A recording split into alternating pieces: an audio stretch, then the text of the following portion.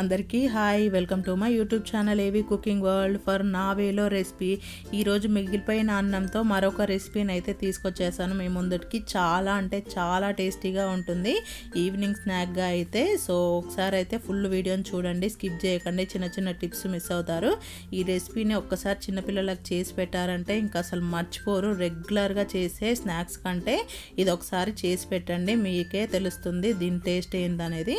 ఇప్పుడు రెసిపీలోకి వెళ్ళిపోతే ముందుగా స్టవ్ పై ప్యాన్ పెట్టి ఒక స్పూన్ నూనెను అయితే వేసుకున్నాను. ఇలా వేసేసుకొని దీంట్లో అయితే పచ్చిమిర్చిని వేసాను. కారం ఉంటే కొన్నే వేసుకోండి, లేకపోతే టేస్ట్ సరిపడా వేసేసుకోండి. ఇలా వేసేసుకొని బాగా కాగనివ్వద్దు, వీటిని అయితే బాగా వేగనివ్వద్దు. సో కొంచెం కచ్చా పచ్చగానే ఉండాలి. దీంట్లోనే ఇంకొన్ని వెల్లిపాయలని కూడా పొట్టు తీసి దీంట్లో అయితే వేసేసుకున్నాను. మాడేలా వేయించకూడదు వీటినైతే, సో గుర్తుపెట్టుకోండి. ఇప్పుడు దీంట్లో మనం ముందుగానే ఉడికించి పెట్టుకున్న స్వీట్ కార్న్స్ని అయితే వేస్తున్నాను. ఇలా వేసేసుకొని దీంట్లో ఒక స్పూన్ జీలకర్రని వేసాను టేస్ట్ కోసం. సో ఇలాగే వేసుకొని మాడకుండా ఒక 5 మినిట్స్ అట్లా లో ఫ్లేమ్లో పెట్టి వేయించుకోవాలి. ఇప్పుడు వీటిని స్టవ్ పై నుంచి తీసి పూర్తిగా చల్లార్చుకోవాలి. చల్లారిన తర్వాత ఇలా మిక్సీ జార్లో అయితే వేసేసుకొని సో కోర్సుగా మిక్సీ పట్టేసుకోవాలన్నమాట, మెత్తగా చేసేసుకోవద్దు. సో చూపిస్తాను చూడండి. ఇదంతా మనం స్టఫింగ్ కోసం చేస్తున్నాము. దీంట్లోనే కొంచెం ఉప్పు వేసుకోండి, టేస్ట్కి సరిపడా వేసేసుకొని దీన్ని అయితే చాలా బరదగా మిక్సీ అయితే పట్టేసుకోవాలి. మీ దగ్గర పెద్ద రోల్ ఉంటే కచ్చా పచ్చాగా దంచుకున్నా పర్లేదు. సో చూసారు కదా, ఇలా అయితే ఉండాలి. దీన్నంతా ఇప్పుడు వేరే గిన్నెలోకి అయితే ట్రాన్స్ఫర్ చేసేసుకుంటున్నాను. ఇలా వేసేసుకొని దీంట్లో అయితే నేను చీజ్ని వేస్తున్నాను. మీకు నచ్చిన చీజ్ వేసుకోండి. సో ఇలా అయితే వేసేసుకొని మొత్తం కలిపేసుకోవాలి. నేనైతే మోజరెల్లా చీజ్ వేసాను. వేసేసుకొని ఇలా మొత్తం కలిపేసుకొని అయితే దీన్ని సైడ్కి పెట్టేసుకోవాలి. మీరు మీ క్వాంటిటీకి తగ్గట్టుగా చేసేసుకోండి ఈ స్టఫింగ్ అనేది అయితే. సో ఇలా చేసి సైడ్కి పెట్టేసుకొని మళ్ళీ మిక్సీ జార్ తీసుకొని అయితే దీంట్లో మిగిలిపోయిన ఒక కప్పుడు అన్నాన్ని అయితే వేస్తున్నాను నేను. సో మధ్యాహ్నం వండిన అన్నం అన్నమాట. ఇలా వేసేసుకొని దీంట్లోనే ఒక 1/2 కప్పు రవ్వను వేస్తున్నాను. ఇలా వేసేసి దీంట్లో టేస్ట్కి సరిపడా కొంచెం ఉప్పు వేస్తున్నాను.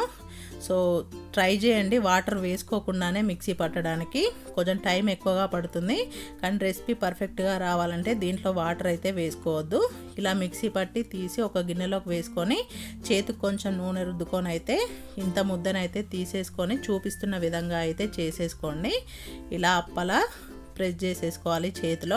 ఇలా ప్రెస్ చేసేసుకొని మనం ముందుగా తయారు చేసిన స్టఫింగ్ని దీంట్లో పెట్టేసుకోవాలి. పెట్టేసుకొని మొత్తం క్లోజ్ చేసేసుకోవాలి. స్టఫింగ్ అంతా బయటికి రాకుండా నీట్గా అయితే క్లోజ్ చేసేసుకోండి, లేకుంటే నూనెలో అంతా పడిపోతుంది. సో చూపిస్తున్న విధంగానే అన్నిటినీ ఇలాగే చేసేసుకోండి. మీరు ఎంత పిండిని అయితే తీసుకున్నారో అంతని. సో ఇంకో విషయం ఏంటంటే ఇలా చేసుకున్న బాల్స్ని మనం ఒక 2 or 3 డేస్ ఫ్రిడ్జ్లో కూడా పెట్టి స్టోర్ చేసేసుకోవచ్చు. సో నేనైతే కొన్నే వేయించుతున్నాను, ఇప్పుడు ఆయిల్లో డీప్ ఫ్రై చేస్తున్నాను. కొన్నిటిని తీసి స్టోర్ చేశాను 2 డేస్ తర్వాత మళ్ళీ ఫ్రై చేసుకోవడానికి అని చెప్పేసి. సో ఇలా చేసేసుకొని స్టవ్ పై బాగా వేడి అవ్వనివ్వాలి నూనెనైతే. ఇలా వేడైన తర్వాత మంటని మీడియం ఫ్లేమ్లోకి చేసుకొని మనం చేసుకున్న బాల్స్ని ఒక్కొక్కటిగా దీంట్లో అయితే వేసేసుకోవాలి. సో అస్సలు విచ్చుకపోవు, అలా పర్ఫెక్ట్గా అయితే చేశాను.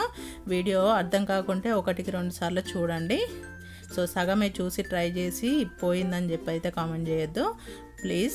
ఒకసారి అయితే ఫుల్గా చూసి ట్రై చేయండి. ఇలా మంచి కలర్ వచ్చేంత వరకు వేయించుకొని అయితే తీసేసుకోవడమే. ఇలా ఎన్ని చేసుకున్నామో అన్నీ ఇలాగే వేయించుకొని తీసేసుకోవడమే. ఇంకా వీటిని వేడి వేడిగా సర్వ్ చేసేసుకున్నారంటే ఆ చీజ్ అంతా మెల్ట్ అయ్యి టేస్ట్ అయితే చాలా బాగుంది. సో అన్నంతో ఇలా ఒకసారి అయితే కంపల్సరీగా ట్రై చేయండి, ఎప్పుడు ఒకేలా కాకుండా అయితే. సో ఇలాంటి మరిన్ని వీడియోస్ కోసం అయితే నా ఛానల్ని ఒక్కసారి సబ్స్క్రైబ్ చేసుకోండి. ఇలాంటి డిఫరెంట్ అండ్ టేస్టీ రెసిపీస్ని నా వేలో చేసి చూపిస్తాను. Thanks for watching. Please do subscribe my channel for more videos.